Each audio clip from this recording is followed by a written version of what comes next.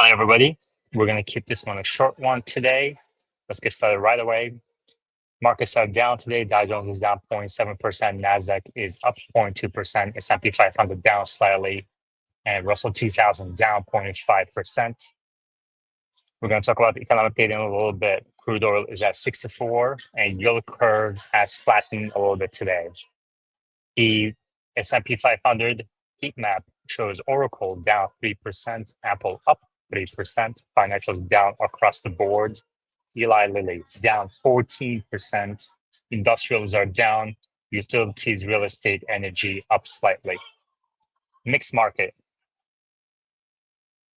S&P 500 flattens on report of Waller as Trump's preferred Fed chair pick. Wall Street main indices trimmed their early gains on Thursday amid concerns over the Federal Reserve's independence following the report that Fed Governor Christopher Waller was President Trump's top candidate for the central bank's chair post. The Bloomberg News report comes in the wake of Trump's repeated criticism of current chair Powell for not cutting borrowing costs that had raised uncertainty over the Fed's independence. Powell's tenure is set to end in May.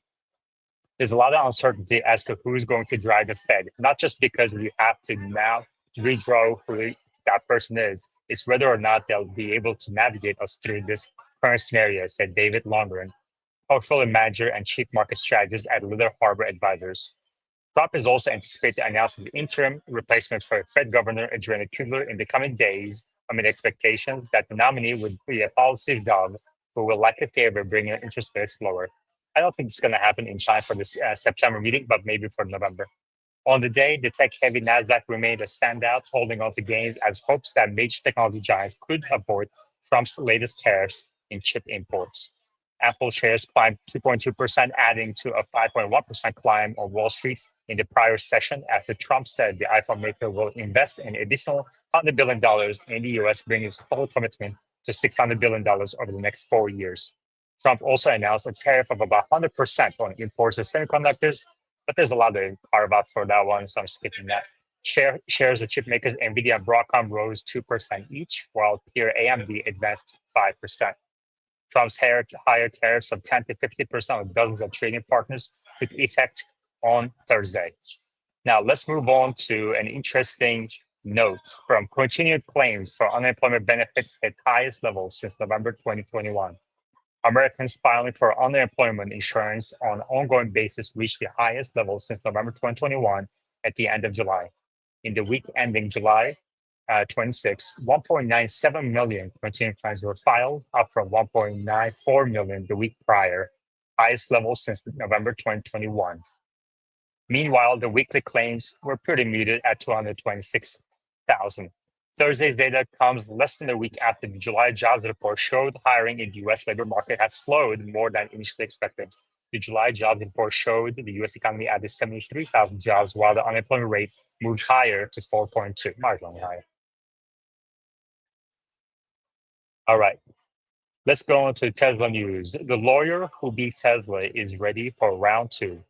The day after he won an unprecedented $243 million verdict in a wrongful death case against Tesla, attorney Brett Schreiber posted a reel on Instagram celebrating the victory.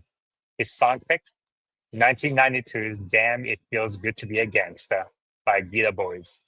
This is a verdict that will change the world, he wrote in caption. If that sounds like a hyperbole mixed with a dose of macho boasting, you're not wrong. But in some sense, he earned his right to shout. The day before posting the reel, he stood in a Florida courtroom alongside his clients as the jury handed Tesla a major defeat. The company was responsible, 33% to be exact, for a 2019 crash that killed 22-year-old Mabel Benavides and seriously injured her boyfriend. It was determined that the driver of the Tesla Model S involved, George McKee, was mostly responsible. McKee settled with the families in 2021.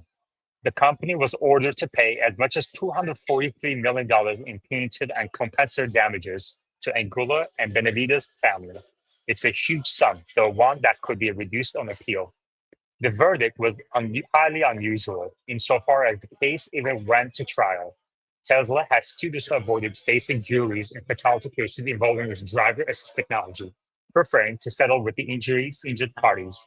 But when it has gone to trial, it typically wins, such as the two previous cases in California. The winning streak came to an end with this case.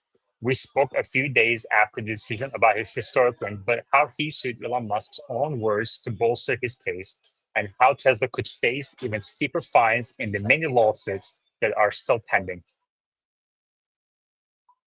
There's a lot more to this article. I highly recommend folks to read it. This is a The Verge article, and I think that it may actually materially affect Tesla stock as well. So whether you're a Tesla bull or a bear, I highly recommend reading the full article.